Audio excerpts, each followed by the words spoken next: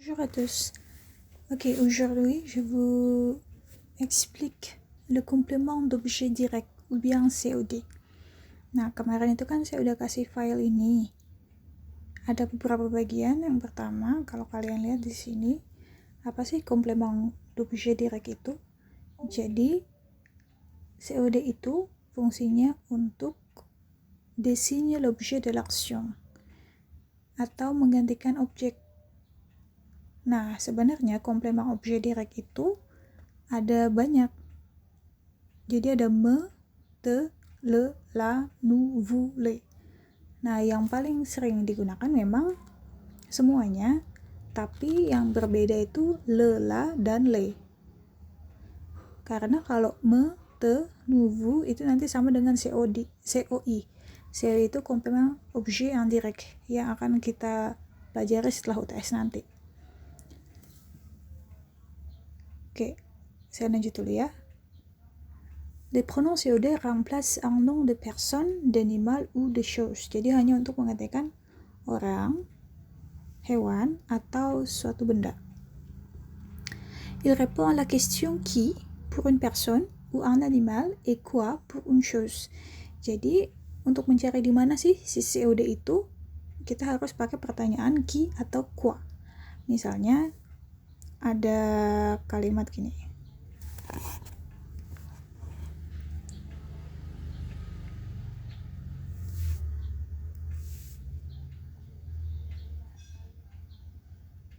J'aime Anne. Nah, untuk cari COD-nya, pertanyaan adalah j'aime qui? Saya suka sama siapa?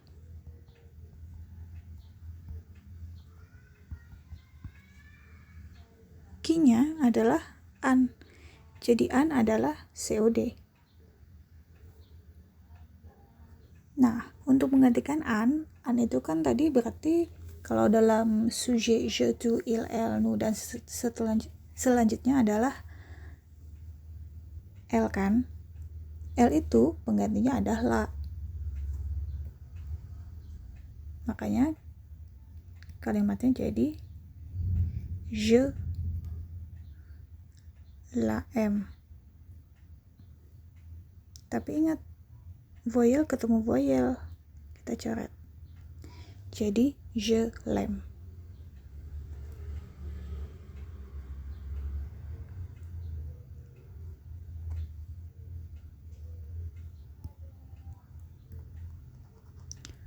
Oke.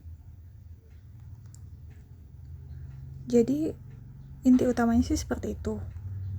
Untuk menghindari pengulangan. Oke, sekarang kita lihat lagi ke atas.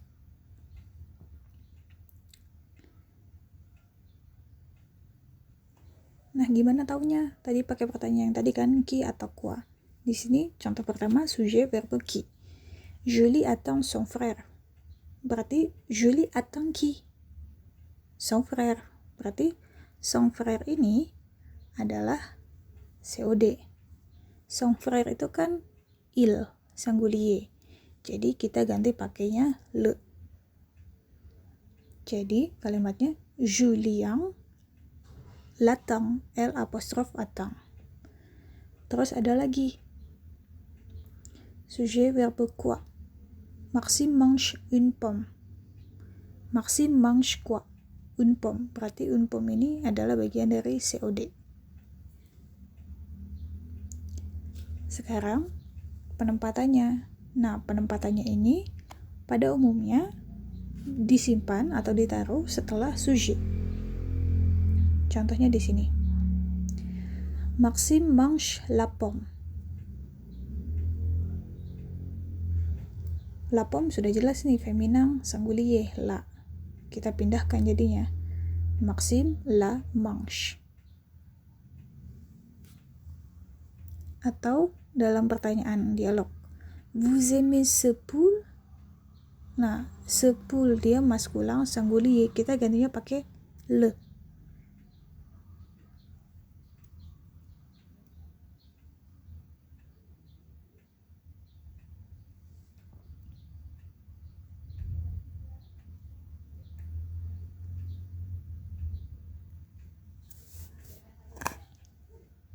Kalau mau kalimat ini diganti, ya jadinya vous l'aimez.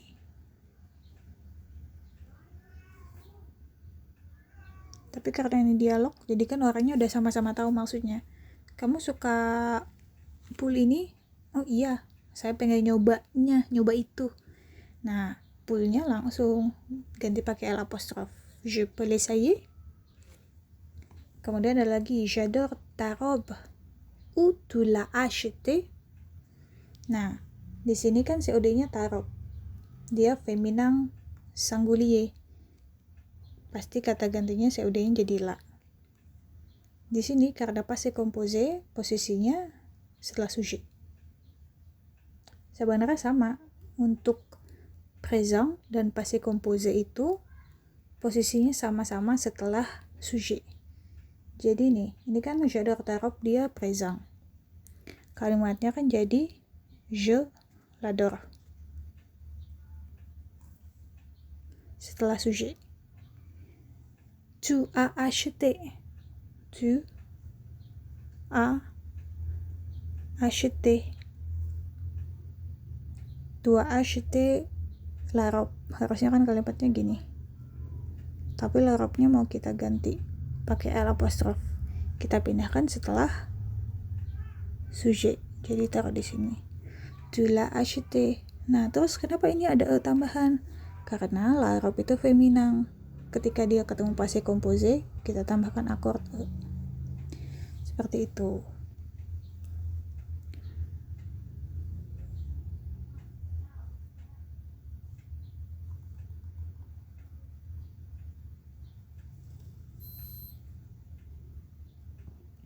Nah, di sini tablonya saya buat perbandingan dengan kalimat yang sama. Ada présent, passé composé, futur proche dengan verbe modo, devoir, vouloir, pouvoir, savoir. Untuk présent dan passé composé, COD-nya ditaruh setelah verbe. Je regarde la télévision, jadi je la regarde. J'ai regardé la télévision, jadi je l'ai regardé. Ingat, ini ada akord E karena la télévision féminin. Selanjutnya, kalau futur proche, dia ditempatkannya setelah verbe yang pertama. Kan verbe pertamanya aller. Sedangkan yang devoir, vouloir, pouvoir, savoir juga. Yang pertamanya bisa vouloir, bisa pouvoir, devoir, savoir, dan lain-lain. Jadi dia ada dua verbe yang berbeda. Ada ve regarder, ada ve regarder. Kita taruh di mana? Kita taruh di tengah-tengah sini. Kalau kalian terjemahkan ke bahasa Indonesia juga sama nanti maknanya. Saya ingin melihatnya. Atau saya akan melihatnya. Posisinya seperti itu. Di kalimat afirmatif atau kalimat positif. Oops.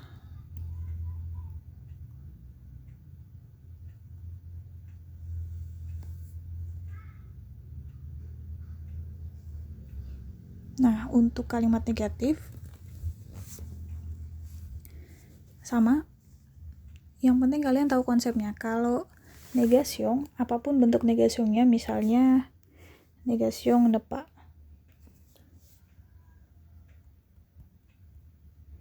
Hanya satu verba yang akan diapit.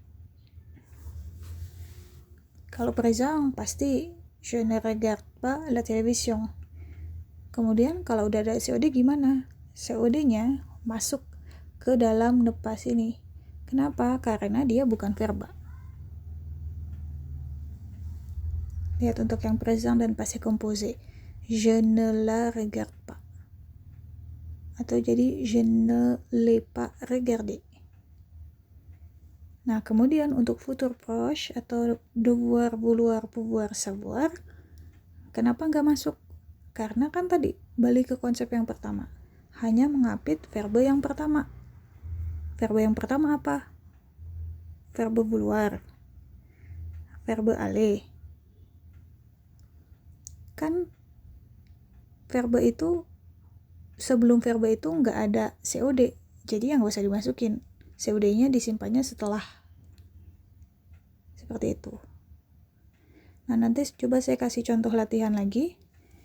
Coba dikerjakan, atau dari penjelasan ini mungkin ada yang masih kurang dipahami, silahkan tanyakan lagi, oke?